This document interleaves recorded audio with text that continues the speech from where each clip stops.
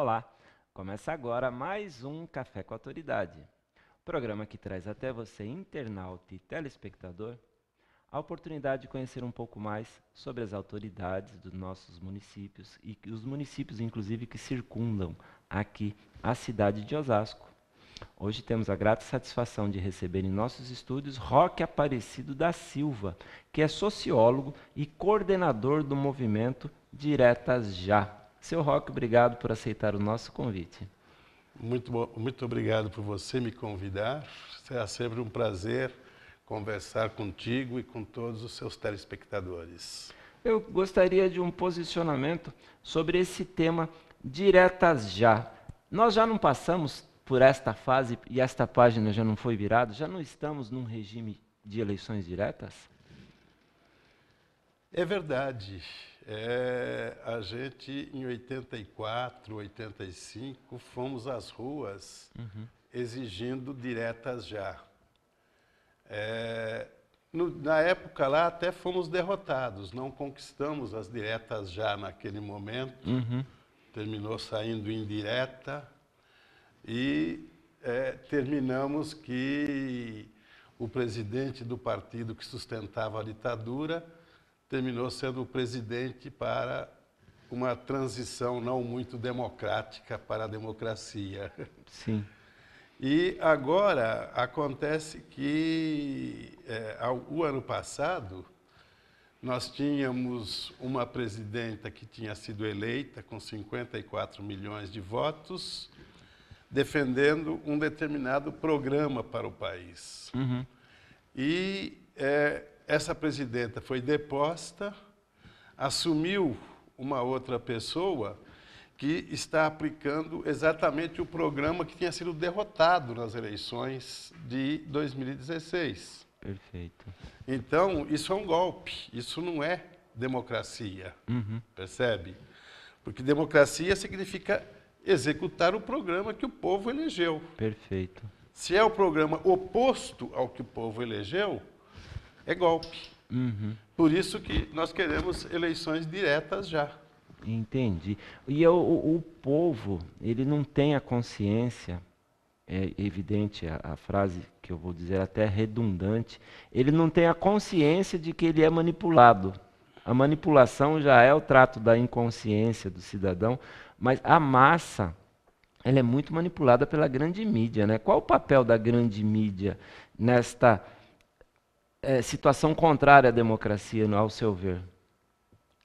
Sem dúvida. Houve uma época, há umas décadas atrás, que a gente dizia que a grande mídia era o quarto poder. Sim. Nós tínhamos os três poderes da República, poder executivo, poder legislativo, poder judiciário. O quarto poder era a mídia. Hoje, eu não sei se a mídia é o primeiro ou o segundo poder, porque não só a mídia influencia enormemente a opinião pública, como a mídia quase que determina o que o judiciário, as posições, inclusive, que os juízes tomam, quase que determinam o que vai ser votado e o que vai ser aprovado no Congresso Nacional. É verdade. Os juízes e deputados, senadores, terminam agindo de acordo com aquilo que a mídia determina que eles façam, que eles votem, as posições que eles devem tomar. E a grande mídia, ela tem uma opinião formada e ela tem o poder de mascarar como sendo um clamor público, e muitas vezes não é. Claro. E aí, por se ouvir falar tanto a mesma coisa, as pessoas acabam acreditando e muitas vezes até se influenciando e passando a querer aquilo. Tivemos já alguns movimentos que eu me questiono se realmente, e muitas vezes até povo na rua, de caras pintadas, mas que muitos estavam ali por modismo, muitos estavam ali por influências. Agora, este movimento, ela não tem esta característica, não é um movimento que está vindo da grande mídia, é um movimento realmente que está vindo do povo. Sim, com certeza, porque, na verdade, nós temos hoje uma crise política, econômica, Moral e ética. moral, ética e que se reflete em toda a institucionalidade. Perfeito. Porque todos os poderes hoje estão seriamente comprometidos com esses processos todos que estão se dando. Tanto o poder judiciário, quanto poder executivo, quanto o poder legislativo, certo? Então, se torna uma crise institucional. Aliás, o que a gente está vendo como o conflito maior hoje é um conflito interno ao Estado, entre poderes da República. Sim. Se você vê como que o Ministério Público está agindo, hoje o Ministério Público não está agindo contra um ou outro político. Na verdade, o Ministério Público, os setores do Judiciário, como o juiz Moro em Curitiba, está agindo contra a política como um todo. Sim. O modelo, ele tá tendo que sofrer uma reforma. Então, se eles atacam isso agora, porque eles defendem um outro modelo de sociedade, Sim. certo? Que é um modelo autoritário, semelhante praticamente Ao aos modelos ditatorial. fascistas do século passado. Entende? Então, o conflito que nós estamos vivendo hoje é um conflito muito sério. O momento é um momento muito sério a nível global. Perfeito. O capitalismo, na sua fase atual de hegemonia do setor financeiro, implementando as políticas de Estado mínimo, as tais políticas neoliberais, é um sistema que não considera a população como um todo. Considera setores da sociedade que devem estar participando, sendo beneficiados, e considera concretamente a exclusão de amplos setores sociais. Esse sistema econômico-político que está vigorando hoje no mundo é um sistema de apartheid social. Sim. E é isso que a gente tem que ver como não permitir que se consolide no mundo. E no Brasil, isso está acontecendo também de forma muito clara. Todos os direitos dos trabalhadores estão sendo retirados. Direitos conquistados nos anos 40, fruto de greves que aconteceu já em 1917 aqui no Brasil. Está remetendo o pensamento para direitos trabalhistas, inclusive. Sim, sim, sim, direitos trabalhistas. Eu estou achando que daqui uns dias a Lei Áurea também vai ser revogada, entende? Do jeito que a gente está indo. Seria cômico se não fosse trágico. Pois é, né? E é contra isso que o movimento Diretas Já, Nenhum Direito a Menos, se levanta. Consciente de que, para que o país não continue caminhando para um fracasso total, uma derrocada total, nós temos que reverter essa situação de baixo para cima, porque as alianças que estão dominando hoje lá em cima, enfim, não vão permitir que os trabalhadores reconquistem seus direitos. Sr. Roque, gostaria de fazer aqui um exercício de desenho de um cenário, um questionamento que eu sempre tenho sobre o poder. Hoje nós temos, nos três poderes, pessoas justas, honestas, mas alguns que não atuam de acordo com o senso social, com o senso ético e moral. A pergunta: o poder corrompe? Essas pessoas que ali estão fazendo maracutaias, fazendo articulações, eles já tinham esta atitude enraizada no seu ser desde de sempre, e num determinado momento ela se revelou, ou o poder é uma máquina, uma engrenagem que vai engolindo as pessoas, elas vão se corrompendo ao longo do curso? Olha, eu acho que antes do poder, a gente tem que entender a nossa sociedade. Ok. A nossa sociedade que, como estávamos falando no início, já em 1500, quando os portugueses chegam aqui, né, começa esse processo de corrupção. A nossa colonização já foi exploratória, né? O próprio modelo de colonização ele já é tendencioso. Claro. Aí você vai ver que muitos dos portugueses que vieram para cá para colonizar o Brasil Foram deportados.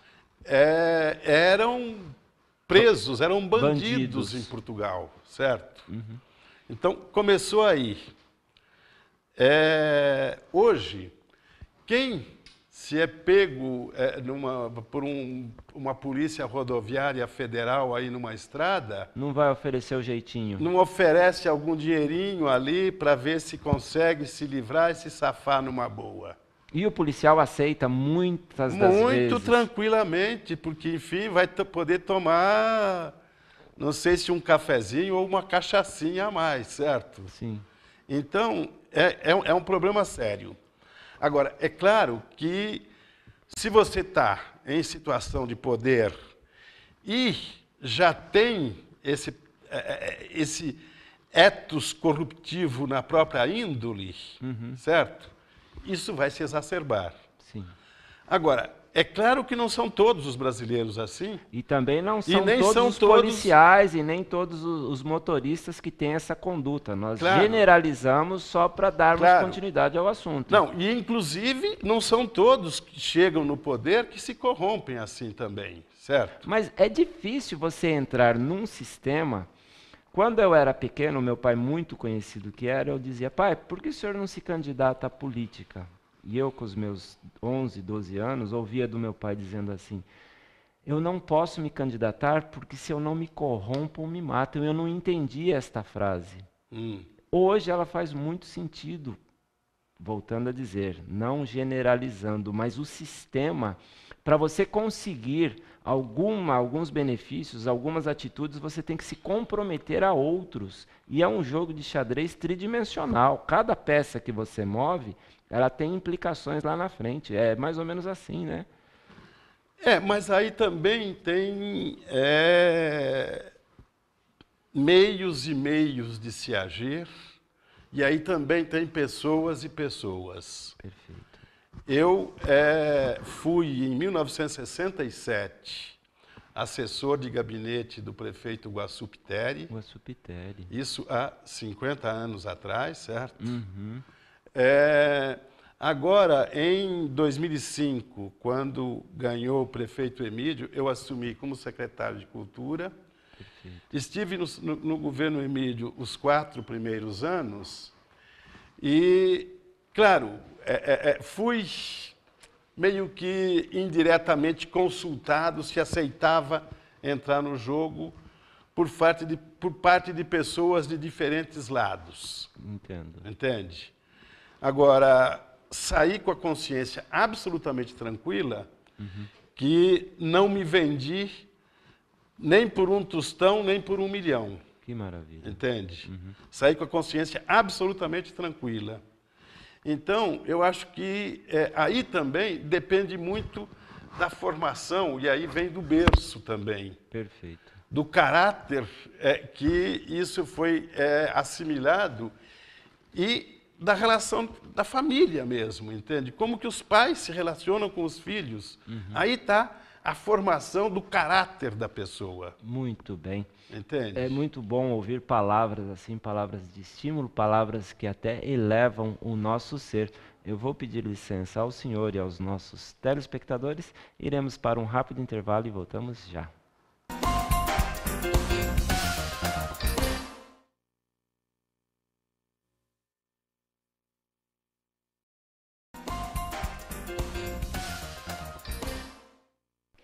De volta com o Café com Autoridade, hoje conversando com Roque da Silva, e temos a grata surpresa e a grata satisfação de agregar ao nosso bate-papo, que vinha e vai continuar, tenho certeza, se desenrolando muito bem, o secretário da Cultura, Gustavo Anitelli. Obrigado, secretário. Obrigado.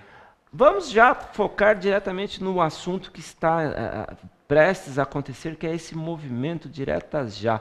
Qual a ação de um secretário de cultura perante um movimento como este? Olha, o secretário de Cultura, a ação do secretário especificamente, nenhuma. Perfeito. Né?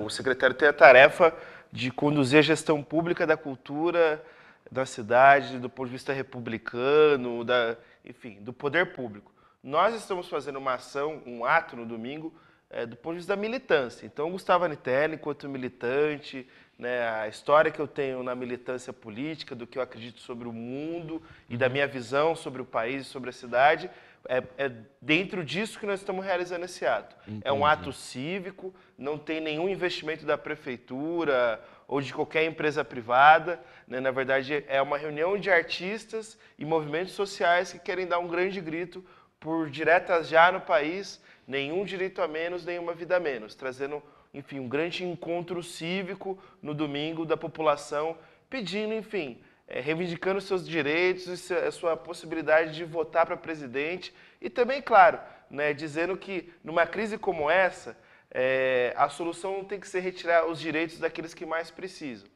Por isso que nós estamos fazendo esse ato no domingo. Vai ter Teatro Mágico, Renato Braz, Zé Geraldo, Stan, Canagueta, uma série de atrações culturais da cidade e também de fora da cidade. O Jingles, inclusive, que tinha um programa aqui. Enfim, vai ter uma moçada super legal. Senhor Roque, me faça um desenho de cenário em se obtendo sucesso. Fomos para as ruas com um grito de diretas já, passou algum tempo, obtivemos êxito. Qual é o desenho do cenário? Ou seja, este grito no domingo pleiteia qual cenário? Esse grito no domingo pleiteia a pressão sobre os deputados que vão votar no dia 2 de agosto, se aceitam ou não que o Supremo Tribunal Federal processe o presidente que está ocupando a cadeira lá durante algum tempo já, que, na verdade, todos viram a mala de dinheiro circulando pelos aeroportos, pelos estacionamentos, 500 mil reais ali naquela mala, certo? Que chega a virar piada. O brasileiro tem uma mania de fazer piada com a própria tragédia, né? Pois é. Então, o cenário que eu traço é de que o povo vai tomando consciência, vai aumentando a pressão e a gente vai conquistar uma reforma na Constituição e, dentro de alguns meses, indo para as ruas para eleger um novo presidente. Mas veja, não só um novo presidente, porque também continuar com aquela maioria de canalhas que estão lá no Congresso Nacional, não adianta nada eleger presidente, porque o presidente não vai conseguir governar, vai ter que fazer o que eles querem. Sim. Então nós temos que, e o povo tem que ter consciência de que nós temos que mudar, não só eleger um presidente, como eleger uma nova Câmara de Deputados com pessoas que pensem em função do que interesse do povo e não de interesses puramente pessoais deles próprios, entende?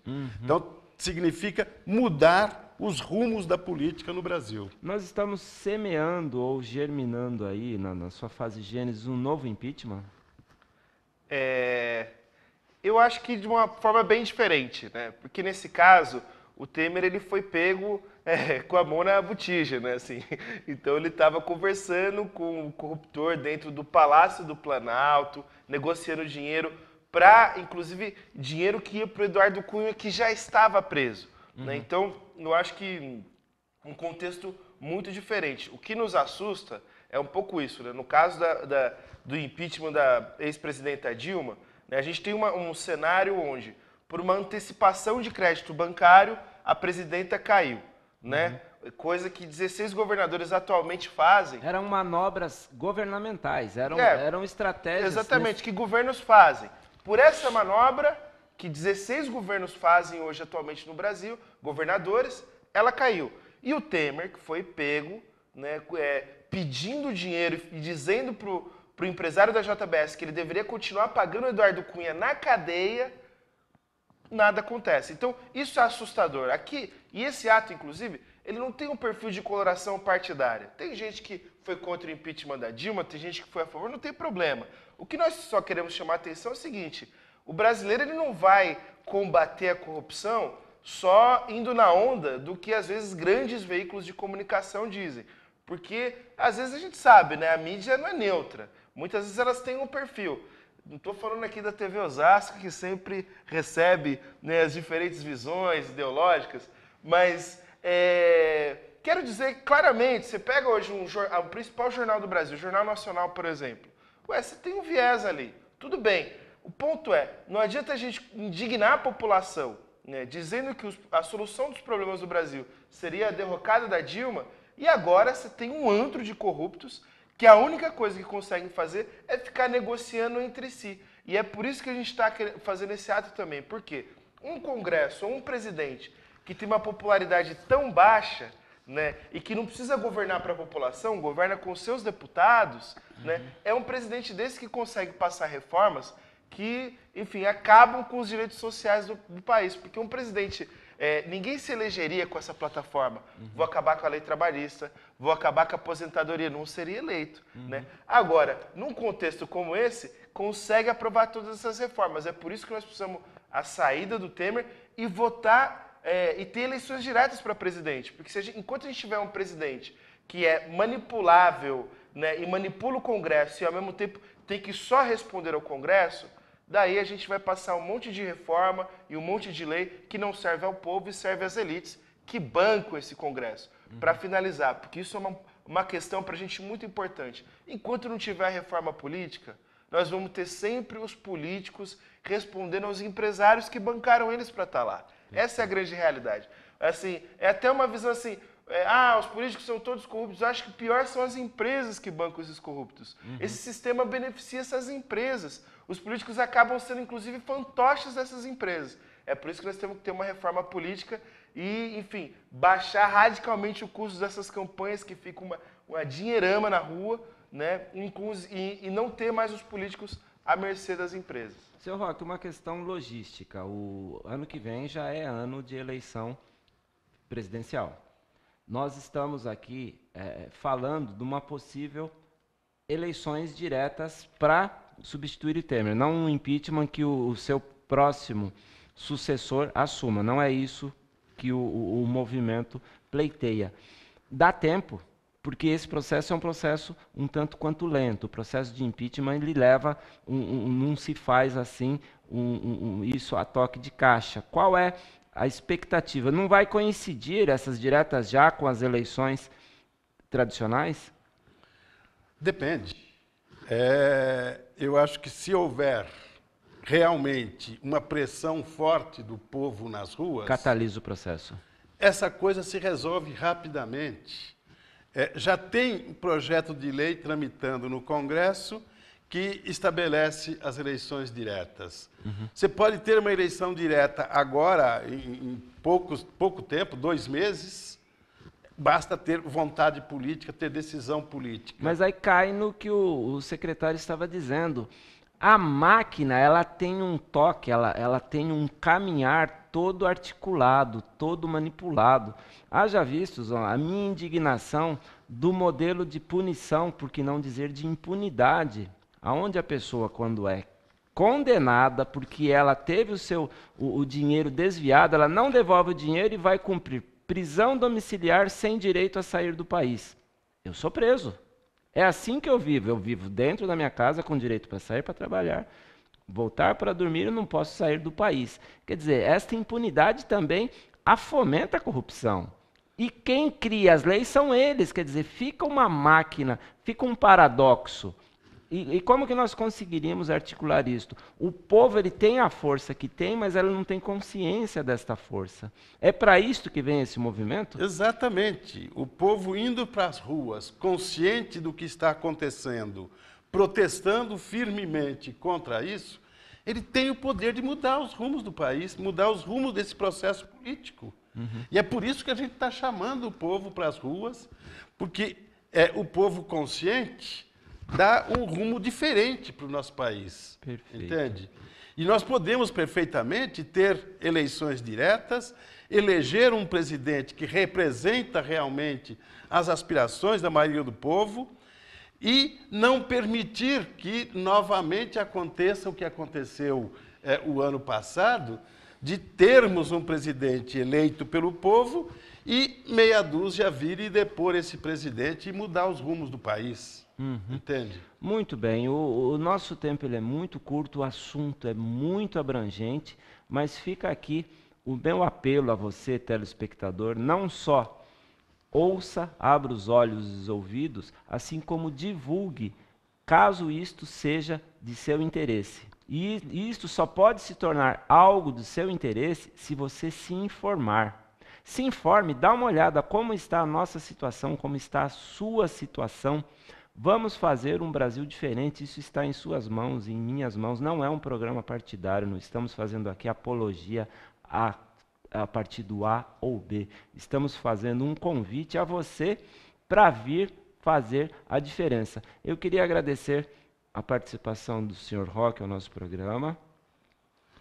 Eu também agradeço o convite por estar aqui e convido a todos para dia 30, domingo, depois de amanhã, a partir das 11 horas até as 8, 9 da noite, estar aqui na Antônio Agu, aqui em frente ao shopping, para podermos dizer não a isso tudo que está aí. Queremos diretas já, nenhum direito a menos.